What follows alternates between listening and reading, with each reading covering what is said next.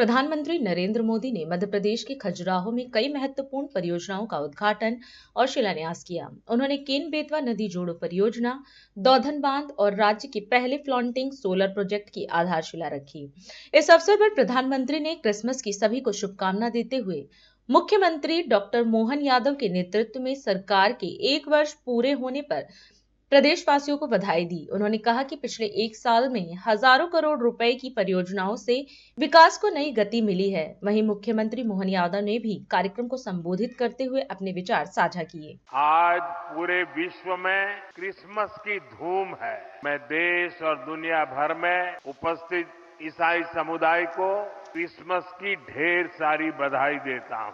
मोहन यादव जी के नेतृत्व में बनी भाजपा सरकार का 1 साल पूरा हुआ है। मध्य प्रदेश के लोगों को, भाजपा के कार्यकर्ताओं को मैं बहुत बहुत बधाई देता हूं। इस 1 वर्ष में एमपी में विकास को एक नई गति मिली है।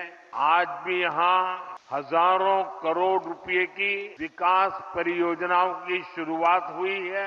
आज ऐतिहासिक केन बेतवा लिंक परियोजना का, दौधन बांध का शिलान्यास भी हुआ है। ओमकारेश्वर फ्लोटिंग सोलर प्लांट, उसका भी लोकार्पण हुआ है। और ये मध्य प्रदेश का पहला फ्लोटिंग प्लान है। मैं इन परियोजनाओं के लिए एमपी के लोगों को ढेर सारी बधाई देता हूं। साथियों, आज हम सभी के लिए बहुत ही प्रेरणादायी दिन है। आज श्रद्धेय अटल जी की जन्म जयंती है। आज भारत रत्न अटल जी के जन्म के 100 साल हो रहे हैं। अटल जी की जयंती का ये पर्व सुशासन की, सुसेवा की हमारी प्रेरणा का भी पर्व है। थोड़ी देर पहले जब मैं अटल जी की स्मृति में डाक टिकट और स्मारक सिक्का जारी कर रहा था तो अनेक पुरानी बातें मन में चल रही। बरसों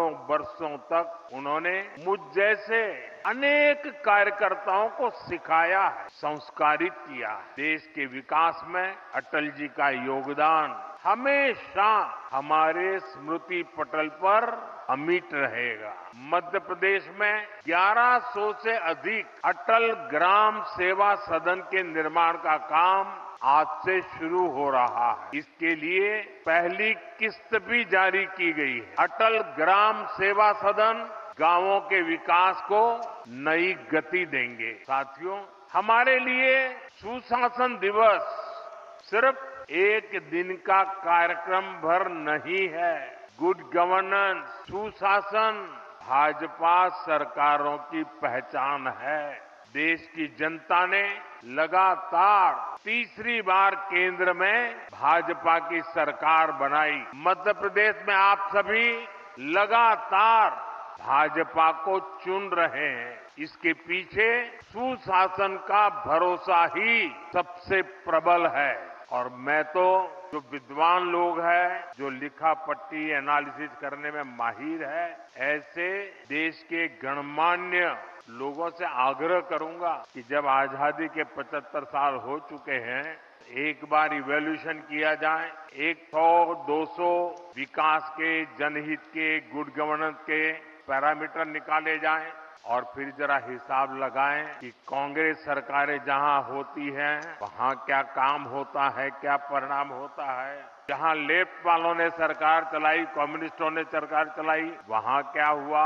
जहां परिवारवादी पार्टियों ने सरकार चलाई, वहां क्या हुआ। जहां मिलीजुली सरकारें चली, वहां क्या हुआ। और जहां जहां भाजपा को सरकार चलाने का मौका मिला, वहां क्या हुआ। मैं दावे से कहता हूं, देश में जब जब भाजपा को जहां जहां भी सेवा करने का अवसर मिला है, हमने पुराने सारे रिकॉर्ड तोड़ के जनहित के, जन कल्याण के और विकास के कामों में सफलता पाई है। एक अलग प्रकार की राजनीति हमारे अपने सामने 10-12 साल में कैसे परिवर्तन लेती है, ये यशस्वी वास्तव में माननीय मोदी जी का जो कार्यकाल है आज सुखद संयोग है। अटल बिहारी वाजपेयी जी ने सपना देखा और जिसके माध्यम से कोई भी क्षेत्र में किसी प्रकार से सूखा न पड़े, पानी की पर्याप्त उपलब्धता हो। मैं यहाँ साधु संत सहित पूरा समाज बैठा है। कभी कल्पना करना मुश्किल था कि हमारे मध्य प्रदेश के संदर्भ में जब भी सूखा पड़े, माननीय प्रधानमंत्री जी, तो आंख मीच के लोग जान लेते थे सूखा पड़ा मतलब बुंदेलखंड में सूखा पड़ा, क्योंकि यहाँ सदैव से पानी की इतनी कठिनाई थी, इतनी परेशानी थी कि जैसे ही सूखे की खबर आती, बारिश कम होती, लोग अपने दरवाजा निकाल करके अपने दरवाजे की जगह ईंट से दीवार बना करके उसको लीप करके लोग अपना घर छोड़ के चले जाते थे। यहाँ रह करके अपनी मेहनत मजदूरी आजीविका के लिए कुछ होता नहीं। लेकिन ये भी गौरवशाली पक्ष है कि ये बुंदेलखंड का इलाका महारानी लक्ष्मीबाई से लगा करके महाराजा छत्रसाल तक, आला से लेके उदल तक, जीवन में पूरे प्रदेश में एकमात्र क्षेत्र ऐसा है जो पूरे देश में आदर्श है। कितनी सत्ता आई, कितनी गई, किसी के आगे अपना सर नहीं झुकाया, किसी के आगे सरेंडर नहीं हुए, सबके आगे छाती ठोक करके देश का मान बढ़ाया, स्वाभिमान बढ़ाया, अपनी जवानी, अपना खून पानी की तरह बहाया, लेकिन परमात्मा की या एक प्रकृति की मार के आगे बेबस थे, जिसके आगे लाचार थे। राष्ट्र सर्वप्रथम